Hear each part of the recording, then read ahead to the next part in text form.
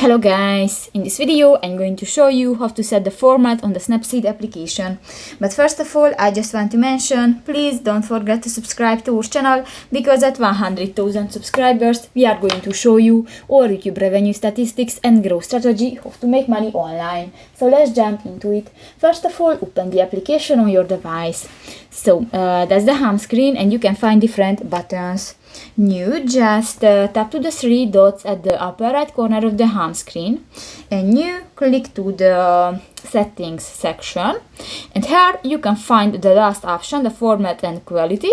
Click that, and here you can find different options: GPG, 100%, different percentage, and the PNG. Actually, I use the GPG 95%,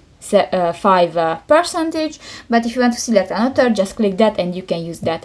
So that's pretty much it for this video, guys. See you in the next one. Bye bye.